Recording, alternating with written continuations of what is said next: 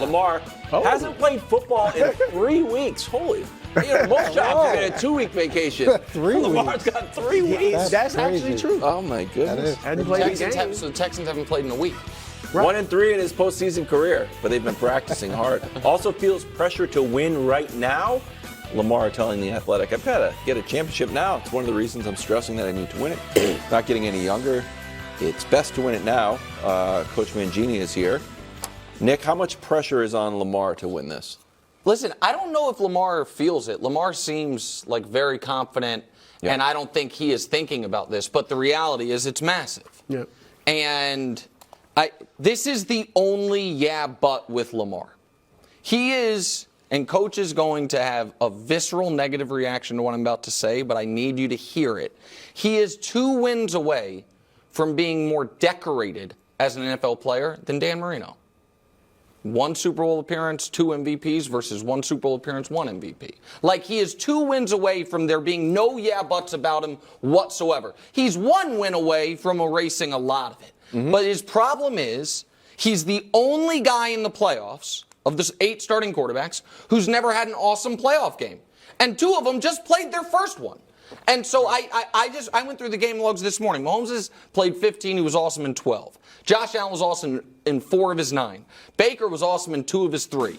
Goff was awesome in only 1 of his 7. Purdy 1 of his 2, really. We're not going to count the other one. And CJ and Jordan, they're 1 games. Yep. And if you look at, it's not just the record, but it is the passer rating is stark compared to everyone else except for Goff, and it's still even stark compared to Goff. So it's the only but, Coach, and so he needs a great performance. Well, everything you said is right. The pressure's on. We all think he's going to win the MVP. No one with 2 MVPs has not won a Super Bowl. All right, so he's got to do that. He would be the first not to.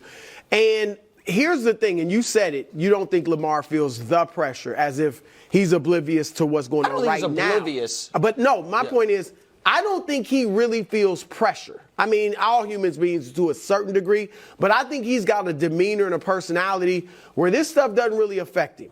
I don't think he felt the pressure of coming in when very few people thought he could be a quarterback at the NFL, level and throw the football.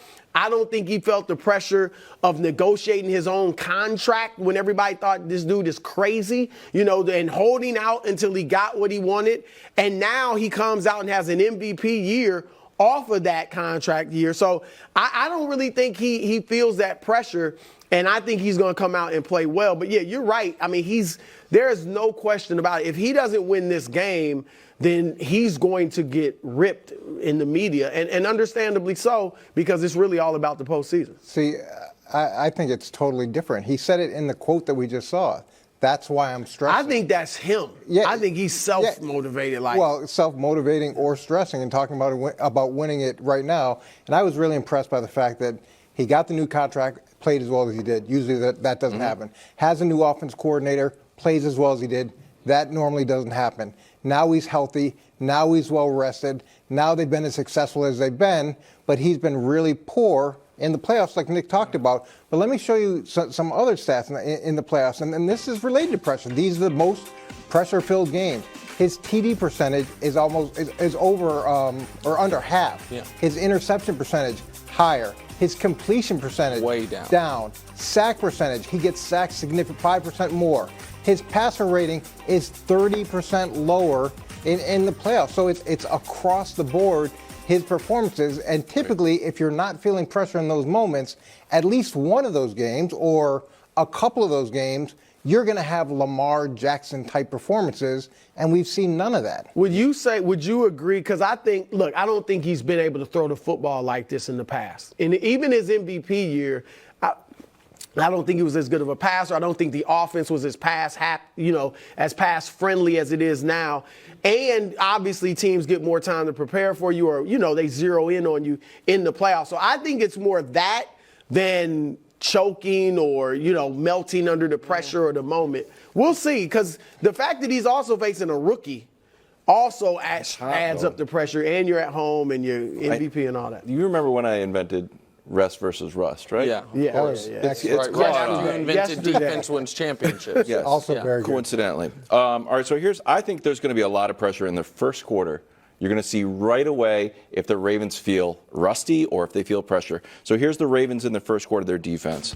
They're plus 59 in the first quarter. They get out to hot starts. Opponents have only scored 3 touchdowns. Well, here's CJ in the first quarter, the last 3 games. He's putting up a touchdown, and each game is yards in the first quarter, 111, and then his passer rating is 128. And then how did they lose in 2019 when they came out rusty? Jonnu Smith, touchdown. All of a sudden, second quarter starts, boom, Tannehill, touchdown. Tucker has a few field goals, and then the weird thing happens. Oh, now Derrick Henry's going to throw a touchdown. I think if that first quarter, Nick, goes a little bit sideways, as much as Lamar can be confident, I feel like Harbaugh's going to tighten up, and the 9 guys that were there from 2019 will start tightening up. Coach, tell me if you think I'm inventing this. I feel like I feel it from watching games and being at games, but maybe the players or coaches don't. This is one of those spots where I feel like the home field can be a huge advantage, but also can work against you. Dallas. In that, when there is a nervous energy when you're a big favorite and it starts to go poorly, and you can, as a fan, being in those buildings, growing up, going to Chiefs home playoff losses, you could feel it. And I don't know if the players on the field feel it, but it sounds different, all of it. That's where a game like this, if they are down 10-0 early. You know what I mean? Just whatever it is. Does that have any impact? Is that just a fan thing? It would depend on the player. It'd depend on the coach. And the advantage of being on the road is everybody's cheering against you. Yes. And you feel that, and a lot of times you thrive on that. When you're at home and you're disappointing the fans and you start feeling that negative energy from the group, that can build the pressure because the crowd is growing.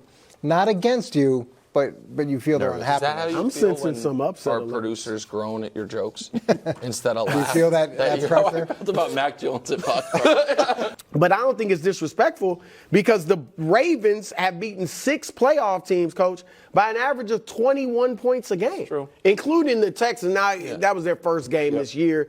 C.J. Stroud's first game ever. I get it. You kind of throw it out. But they beat them by 16. Lamar was rusty, too, to use your, So, yeah, I don't think it's disrespectful. You don't have to give him credit. I didn't say to use your term. He didn't.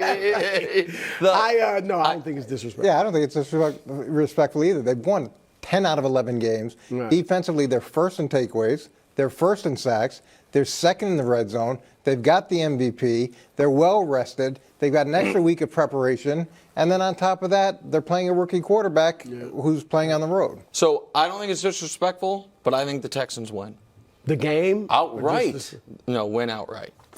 Isn't that early? Are we early on this No, segment? I don't. I'm not allowed to do upset alert, so I'm just putting it in right now. Wow. Just some notes. Since week 9, in games C.J. Stroud played and didn't get concussed and taken out of the game, games he started and finished, the Houston Texans are 7-1. They had a comeback win, 39-37 against Tampa, who's still alive. They had a 30-27 win against Cincinnati with a healthy Joe Burrow in the small window when Burrow was healthy. When Denver was hot and everyone was trying to sell me the bill of goods, they could be a playoff team. They ended their 5-game winning streak. They are actually, in my opinion, it won't actually go down like this in the record books, 2-0 in the playoffs. That Colts game was our first playoff game of the year. The winner of that game was into the postseason. The loser was 100% out. They won that game. They, at DeBrew's point, last weekend, demolished a defense that statistically was not just the best this year, was doing some historic things defensively. And I think this is where the lack of experience and the lack of pressure and expectations can work in their favor. This is an ultimate house money game, and I think that this type of team that started out that Colts game with a 75-yard touchdown that was throwing bombs all over Cleveland, I think they can win. And this is the part that Coach might roll his eyes at, but is it unfair to say I trust C.J. Stroud more than Lamar Jackson in this game? He's undefeated. It's a little bit early. Yeah.